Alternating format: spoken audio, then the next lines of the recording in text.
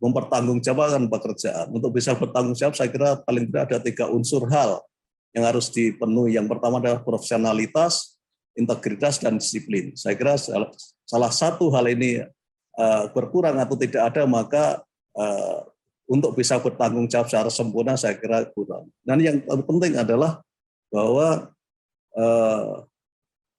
trikrama terakhir adalah wicaksana, yaitu bijaksana dalam tutur kata dan tingkah laku, khususnya dalam pengeterapan tugas dan kewenangannya. Oleh karena itu, inilah yang dituntut sebenarnya para jaksa ini dalam melakukan interaksi, baik intern maupun ekstern, itu harus selalu bisa wicaksana tersebut. Saya kira itu, Mas Bambang. Nah, saya kira kalau ini semua sudah dilaksanakan, insya Allah masyarakat itu akan memberikan suatu apresiasi yang tinggi pada masyarakat, kepada kejaksaan.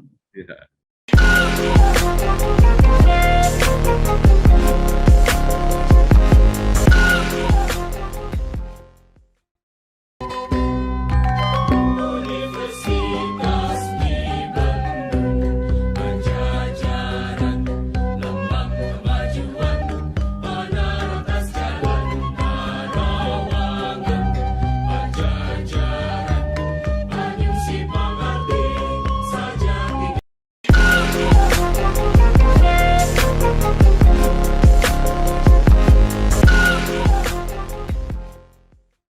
Assalamualaikum warahmatullahi wabarakatuh.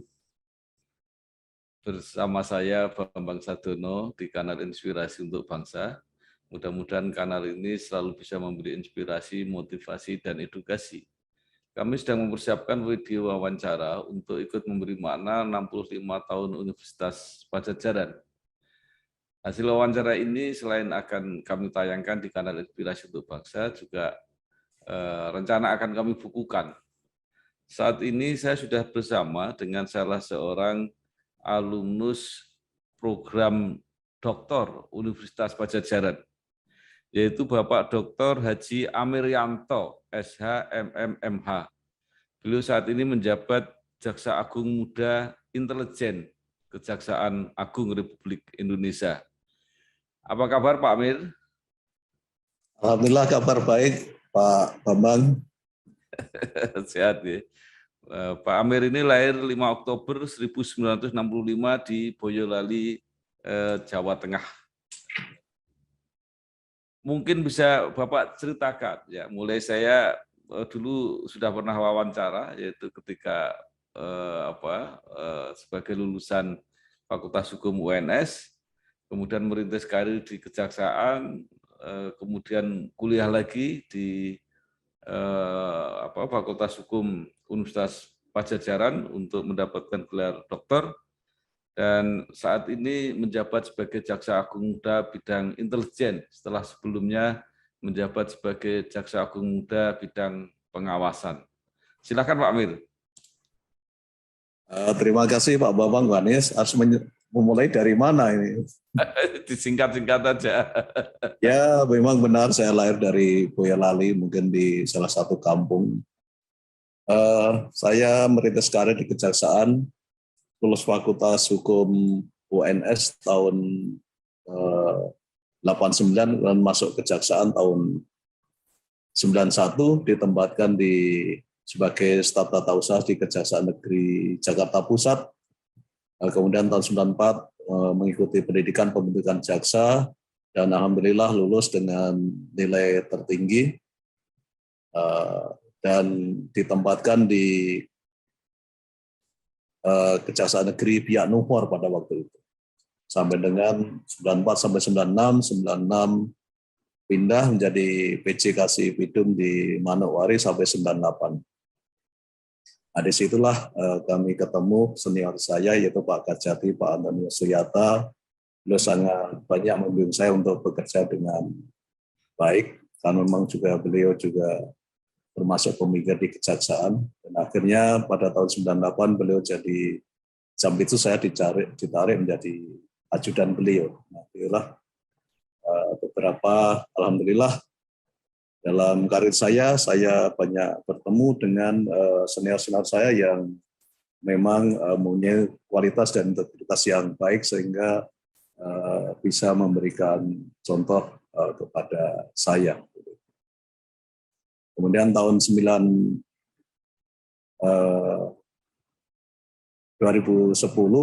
saya bertemu dengan almarhum Profesor Pak Marwan Effendi. Waktu itu Jambas, saya waktu itu mendapat promosi jadi Kajari di Bandung.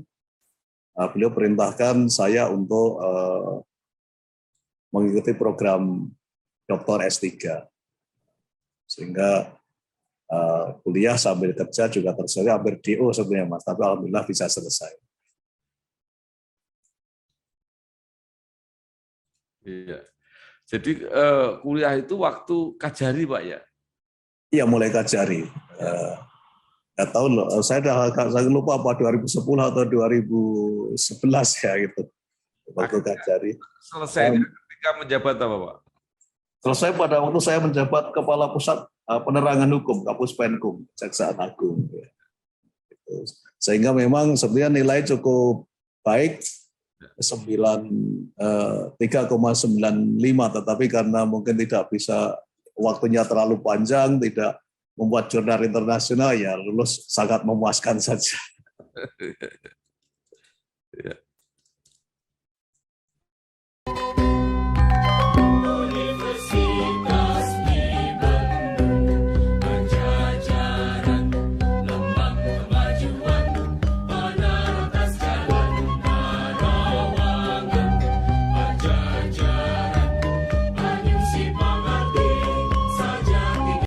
Baik, mungkin ada apa Pak, kesan-kesan khusus ketika kuliah S3 itu? Ya tentu saja kesan khusus. Yang pertama saya terima kasih kepada ibu saya, karena memang beliau juga sejak dulu selalu menginginkan anaknya selalu menuntut ilmu. Oleh karena itu makanya saya berusaha untuk belajar sampai S3, dan oleh karena itu pada hakikatnya secara formal itu mungkin yang mendapat S3 adalah saya, tapi secara hakikat mungkin ibu saya, karena yang niat sangat tinggi untuk mendidik anaknya itu adalah ibu saya yang di kampung sana.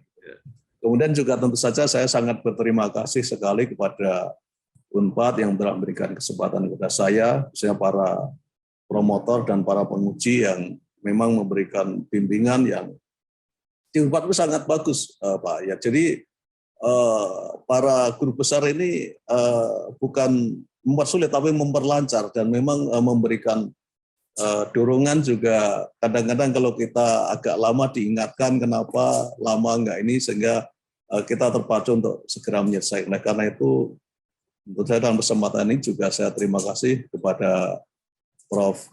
Romli dengan beliau-beliau yang lain yang telah membimbing saya, susah payah meluangkan waktu kepada saya sehingga saya bisa menyelesaikan kuliah S3 dan memperoleh gelar dokter tersebut. Baik, Pak Amir, sekarang pindah ke Kejaksaan. Kejaksaan Agung ini kan akhir-akhir ini apa ya, sedang mendapat apresiasi ya yang tinggi, terutama di dalam pengusutan kasus-kasus korupsi. Selain pernah menuntut hukuman mati ya untuk kasus-kasus asuransi ya, kemudian terakhir kan juga orang sangat memberi penghargaan ketika dengan cepat mengusut kasus minyak goreng itu. Nah, apa yang sedang terjadi, Pak? Kenapa tidak dulu-dulu tidak seperti itu gitu, pertanyaan masyarakat. Gimana, Pak?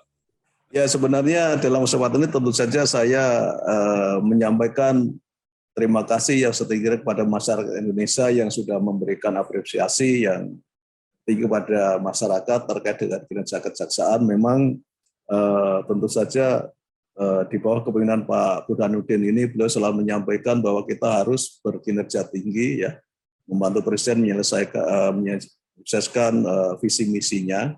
Dan beliau juga selalu menyampaikan bahwa yang pertama, kejaksaan ini tidak butuh orang yang hanya pintar, tetapi orang yang pintar dan berintegritas. Nah, ini yang selalu beliau sampaikan, dan juga untuk bekerja dengan sebaik-baiknya. Oleh karena itu, dengan dipimpin oleh beliau ini memang kinerja kita juga sinergitas kita antar bidang, kemudian juga dengan daerah semakin baik dan semangat untuk bekerja karena dilandasi dengan integritas, saya kira juga bisa bekerja dengan baik. Padahal yang penting bahwa ke depan tentu saja seluruh pegawai kejaksaan, sebenarnya para jaksa ini harus selalu berpegang teguh pada trikrama adiaksa yang merupakan nilai kejaksaan, di mana salah satunya adalah satya, yaitu kesetiaan yang bersumber pada rasa jujur, baik kepada diri pribadi, keluarga, sama manusia, dan Tuhan Yang Maha Esa. Dan tentu saja nilai-nilai setia ini harus selalu ditanamkan, bukan hanya setia kepada diri sendiri tadi, tapi juga setia kepada NKRI ini. Yang kedua adalah ADI, yaitu kesempurnaan dalam bertugas, yang paling utama rasa tanggung jawab. Oleh karena itu, seluruh pegawai kejaksaan, para jaksa harus selalu bekerja sesempurna mungkin. Nah, bagaimana untuk bisa bekerja secara sempurna? Paling tidak, yaitu harus bisa mempertanggungjawabkan pekerjaan. Untuk bisa bertanggung jawab, saya kira paling tidak ada 3 unsur hal yang harus dipenuhi. Yang pertama adalah profesionalitas, integritas, dan disiplin. Saya kira salah satu hal ini berkurang atau tidak ada, maka untuk bisa bertanggung jawab secara sempurna saya kira kurang. Dan yang penting adalah bahwa trikrama terakhir adalah wicaksana, yaitu bijaksana dalam tutur kata dan tingkah laku, khususnya dalam pengeterapan tugas dan kewenangannya. Oleh karena itu, inilah yang dituntut sebenarnya para jaksa ini dalam melakukan interaksi, baik intern maupun ekstern, itu harus selalu bisa wicaksana tersebut. Saya kira itu, Mas Bambang. Nah, saya kira kalau ini semua sudah dilaksanakan, insya Allah masyarakat itu akan memberikan suatu apresiasi yang tinggi pada masyarakat, kepada kejaksaan. Ya.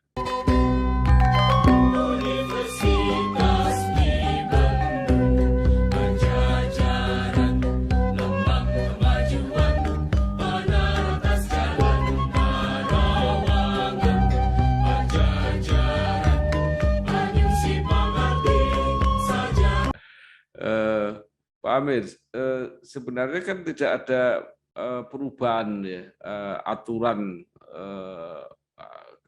operasional yang ada di kejaksaan, tetapi kan kinerjanya bisa berbeda, atau mungkin karena penegak hukum yang lain agak mengendor gitu sehingga kejaksaan tampak lebih aktif gitu. Seperti apa Pak Amir sebenarnya? Ya, tadi saya sampaikan bahwa Pak Jaksa selalu memompa kita untuk selalu berkinerja tinggi, ya, seperti itu, untuk meningkatkan integritas, profesionalitas, disiplin. Tapi saya kira kami tidak kapasitasnya untuk menilai instansi yang lain, Pak. Gitu. Jadi ya, saya kira kita fokus ke depan seperti kuda yang sedang berjalan itu tidak boleh noleh kanan noleh kiri. Jadi kita fokus dengan tujuan kita sendiri. Saya kira gitu. Sama-sama untuk kepentingan bangsa dan negara. Nah, kemudian yang menarik ya, kan belum lama ini ada perjanjian kerjasama ya di bidang hukum, terutama ekstradisi dari Singapura yang selama ini dikenal bahwa kita punya banyak masalah dengan orang-orang yang bermasalah hukum yang tinggal di situ. Nah, apakah ini juga menjadi menjadi modal atau menjadi sesuatu yang men-trigger kinerja kejaksaan? Kita harapkan demikian, namun sampai sekarang memang kami belum, setelah adanya suatu kerjasama itu, kami belum sempat menangkap yang masih di Singapura. Oleh karena itu kami baru mungkin mungkin persiapan diri, tapi saya kira kita tentu saja terima kasih dengan adanya kerjasama tersebut, diharapkan akan lebih mudah untuk dalam rangka penyelesaian penegakan hukum di Indonesia. Halo guys, sekarang cuma dengan 1 jari, semua urusan listrik langsung beres, res. Ini dia PLN Mobile. Kalau cuma gangguan aja sih, nggak usah panik. Tinggal tap menu pengaduan, cus petugas PLN-nya langsung datang. Atau mau isi token? Pasang listrik baru? Atau mau ubah daya? Atau cek hitungan listrik? Urusan listrik serahin aja ke PLN Mobile. Ya, Pak Amir ini sebelum di Jaksa Agung Muda bidang Intel, kan lama di Jaksa Agung Muda bidang pengawasan. Nah, ini berkaitan dengan apa Pak? Untuk menjaga integritas itu atau trust dari masyarakat itu, apa yang harus dilakukan Pak oleh ini insan-insan kejaksaan itu? Ya itu saya selalu menyampaikan tidak bosan-bosannya bahwa 3 unsur trikrama adiaksa itu senantiasa dilaksanakan oleh seluruh insan adiaksa. Memang tidak mudah untuk menjadi orang yang jujur, orang yang setia, orang yang bekerja dengan sempurna, kemudian bijaksana. Ini kan suatu hal yang sangat sulit, Pak. Memang mudah diucapkan. Namun demikian saya selalu meminta kepada seluruh jajaran untuk berusaha meningkatkan itu semua. Dengan peningkatan saya kira masyarakat juga bisa melihat ternyata kejaksaan ada suatu peningkatan. Akhirnya ya semakin percaya kan demikian. Walaupun juga ada oknum-oknum yang ini ya namanya sekian ribu orang gitu. Tapi kita selalu mencoba untuk memperbaiki. Yang kedua juga kita mengharapkan seluruh jajaran jaksa dengan keluarganya juga selalu menerapkan pola hidup sederhana. Dengan pola hidup sederhana saya kira juga akan mengurangi keinginan-keinginan untuk berbuat yang melampaui batas kewenangannya seperti itu. Ya. Nah ini yang menarik ini Bapak ini selain sebagai lapisan pimpinan di Kejaksaan Agung juga secara profesi menjadi Ketua Umum Persatuan Jaksa Indonesia (PJ). Ya. Ini pertanyaan saya, kejaksaan ini kan organisasi profesi yang homogen, Pak ya. Artinya semua berada di instansi kejaksaan. Kenapa masih membutuhkan lembaga seperti PJI itu? Ya sama dengan IKHI saya kira PJI ini adalah sebagai ajang silaturahmi, ajang tukar pikiran pada para jaksa untuk menyampaikan aspirasinya. Kadang-kadang kan saluran-saluran formal ini buntu Pak, oleh karena itu saluran formal juga bisa dilaksanakan. Dan dengan PJI ini juga bisa melakukan kerjasama dengan lembaga-lembaga yang lain, misalkan seperti IKHI, dengan para advokat ya seperti itu. Kita juga bukan hanya memikirkan dan juga bisa membantu institusi memberikan suatu pemikiran-pemikiran yang positif misalkan seperti itu. Jadi tidak secara otomatis organisasi ini secara hierarkis struktural gitu disesuaikan dengan jabatan-jabatan di kejaksaan gitu Pak. Oh tidak ada Pak. Jadi kita ada masalah bidangnya kesejahteraan, SDM, kemudian profesi, etika, ya seperti itu. Kita tidak ada kaitan misalkan sama dengan itu enggak, tapi memang kita sama dengan sesuai kebutuhan. Dan kita pun juga memikirkan misalkan bagaimana meningkatkan kesejahteraan pegawai, kalau bisa misalkan pegawai mutasi belum dapat biaya, misalnya kalau bisa kita pinjami dulu, atau mungkin kalau memang kita organisasi kaya mungkin bisa memberikan subsidi kepada anggotanya sehingga bisa hidup sejahtera. Nah kalau sudah sejahtera kan kerja juga lebih tenang kan seperti itu. Jadi mungkin bisa begini, bisa dapat hadiah itu. Transaksinya begini, hadiahnya begitu. Transaksinya begini, hadiahnya begitu. Baik, Pak. Nah, kita kembali ke ini kan banyak sekali setelah bertugas kemudian belajar lagi S2, S3.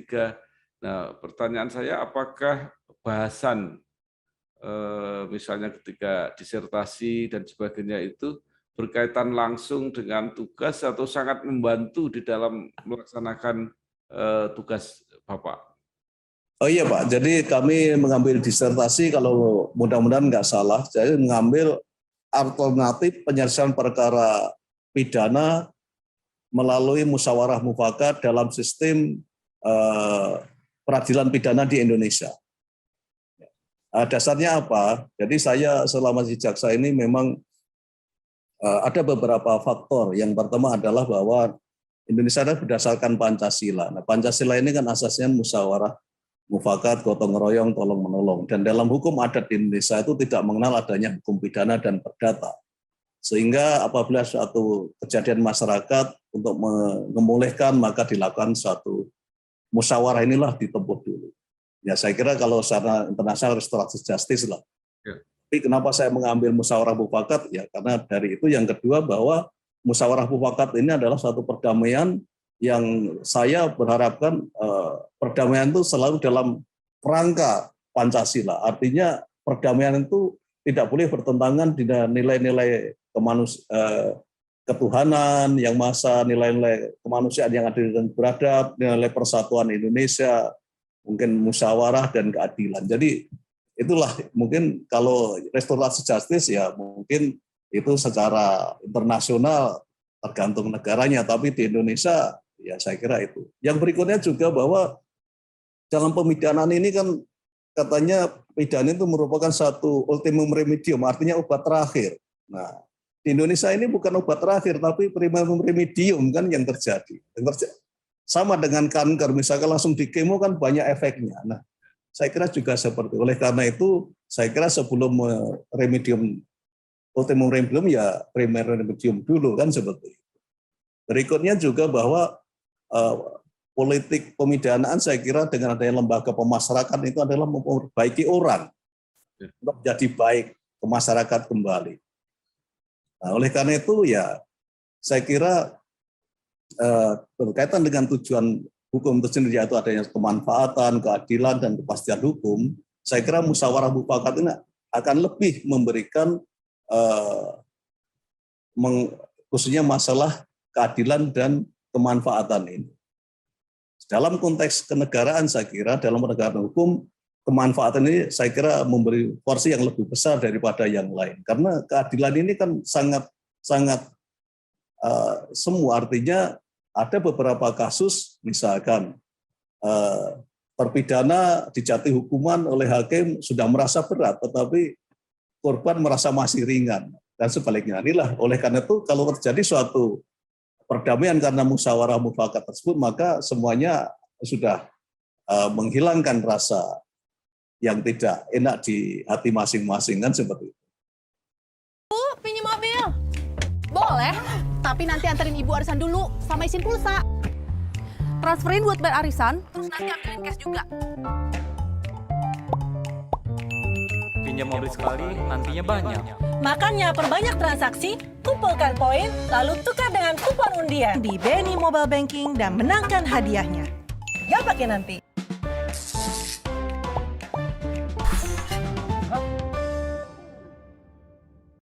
Saya kira menarik Pak konsepnya ini. Jadi meminimalkan penggunaan pidana gitu ya. Ya. Sekarang di kejaksaan dilaksanakan dengan restoratif justice. Ini menjadi. Iya, menarik Pak. Nah, ada banyak kasus saya kira yang menyebabkan lembaga pemasyarakatan itu bebannya terlalu banyak. Itu juga kasus-kasus narkotika itu besar sekali.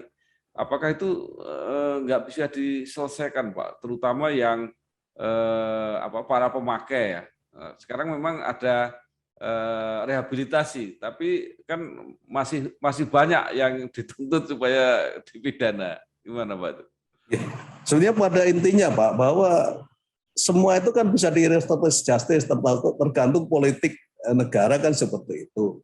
Nah sekarang ke arah kemana? Oleh karena itu ini merupakan suatu sebagai negara hukum ya harus ada dalam suatu undang-undang. Saya kira tadi kita harus memikirkan kemanfaatan dan ketidakmanfaatnya besar mana. Kalau kepentingan negara ya saya kira sudah jelas bahwa tadi saya sampaikan jangan saya bertentangan dengan agama, bertentangan dengan kemanusiaan, usia persatuan Indonesia. Nah, kalau Indonesia ini terdiri dari berbagai macam suku, agama, ras, kemudian dengan pemidanaan ini bisa mencapai NKRI, saya kira juga perlu ada suatu politik yang lain yang bisa bermanfaat untuk keseluruhan, kan seperti itu.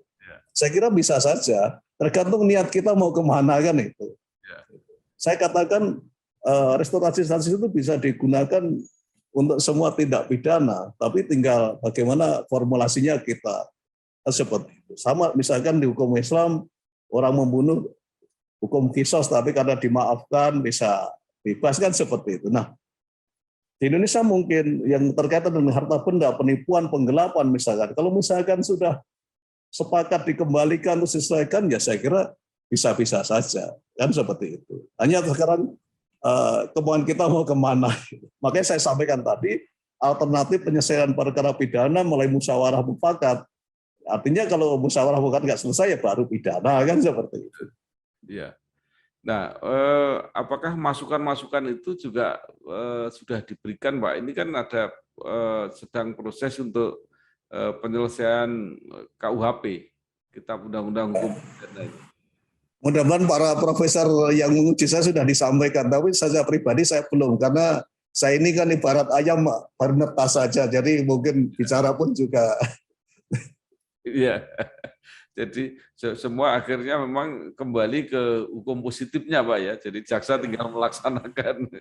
Sebagai negara, ya seperti restorasi justice kan kejaksaan melakukan berdasarkan pada satu kan dominus litis, artinya jaksa ini pemilik perkara, yang kedua pasal 39 KUHP kalau nggak salah itu bahwa setelah perkara dinyatakan lengkap, diteliti kembali layak tidak untuk dibawa ke dilimpahkan ke pengadilan. Nah, kalau misalkan sudah terjadi perdamaian kan sudah tidak layak, kenapa sudah damai masih dihukum, kan?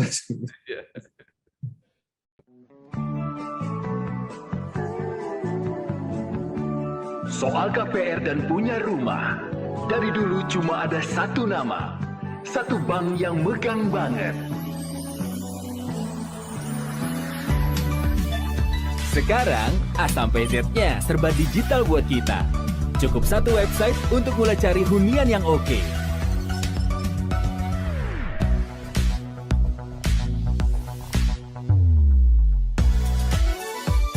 Lagi sesibuk apapun, cukup satu fitur ngajuin KPR online.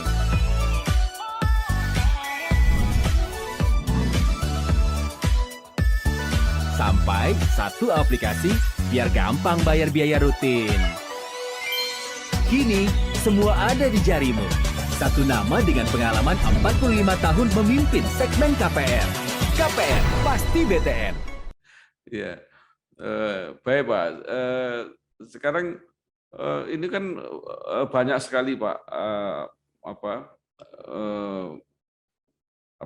para profesional ya yang sudah berkarir di pekerjaan itu, kemudian kuliah lagi, dan di Unpad itu banyak sekali, bukan hanya di bidang hukum, tapi juga di banyak bidang.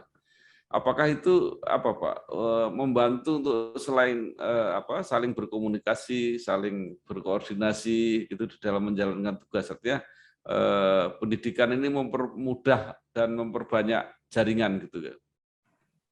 Saya kira begini Pak, saya kira dalam penegakan hukum tidak bisa berdiri sendiri, juga harus berkolaborasi dengan bidang-bidang yang lain. Nah, oleh karena itu dalam konteks penegakan hukum, saya kira dalam hal untuk menjatuhkan pidana misalkan, sehingga akan juga harus mempertimbangkan mungkin dari sisi yuridis, sosiologis, sehingga ada hal yang memberatkan dan meringankan, kan. Jadi saya kira demikian juga dalam mengungkap satu tindak pidana, saya kira juga memerlukan kerjasama dengan lintas sektoral. Misalkan dalam bidang korupsi semakin kompleksnya, perlu juga mungkin ahli IT dan sebagainya. Jadi tidak bisa bekerja secara parsial. Namun demikian juga saya kira tetap dalam konteks sesuai dengan keahliannya masing-masing. Kalau ini kita kolaborasikan, kalau misalkan saya bidang hukum bicara masalah IT atau bicara masalah yang lain, saya kira bisa akan membuat kesalahan yang sangat fatal. Iya. Baik, Pak Amerianto, ini terakhir. Mungkin dengan pengalaman Bapak yang begitu panjang, ditambah wawasan dan pengetahuan setelah sekolah terus gitu ya. Nah, mungkin ada saran untuk baik yang masih menjadi mahasiswa atau yang baru saja lulus menjadi alumni, apa yang harus mereka lakukan? Karena di lapangan ini mungkin situasinya sudah banyak berubah, tuntutan-tuntutan di bidang hukum mungkin juga sudah berkembang gitu. Nah, mungkin Bapak ada saran dan harapan pada generasi yang lebih muda. Yang pertama itu Pak, bahwa kita juga harus punya mimpi ya. Tentu saja mimpi ini harus kita wujudkan dengan cara-cara yang baik dan benar. Yang kedua ya, saya ini dilahirkan di kampung sehingga kami tiap hari hanya melihat sawah dan ladang. Saya kira saya selalu sampaikan di mana saya bekerja itulah sawah saya, ladang saya. Kalau kita kerjakan dengan baik, walaupun ladang itu adalah tandus, mungkin kerjakan dengan sungguh-sungguh, dengan kerja keras, saya kira juga akan menghasilkan. Tapi sebaliknya, lahan yang subur, walaupun tidak kita kerjakan juga mungkin akan hanya tumbuh rumput. Itu yang pertama. Yang kedua, saya kira kita nanam dari kecil, kita pelihara dengan baik sehingga akar-akarnya kuat, pohonnya kuat, dan mudah-mudahan menghasilkan buah yang banyak. Kalau kita potong kompas, saya kira juga akan lebih mudah tumbang. Oleh karena itu, kesabaran, ketelitian, kejelian, dan kegigihan ini saya kira sangat diperlukan. Nah, yang lebih penting lagi ya adalah untuk tidak merasa rendah diri kan seperti itu. Kadang-kadang kan kita bekerja yang non formal merasa kurang bagus, ya, kurang keren, oleh karena itu cari pekerjaan-pekerjaan yang langsung dipandang masyarakat keren. Pada akhirnya remnya belum kuat, akhirnya blong ya bisa masuk jurang kan. Itu aja Pak.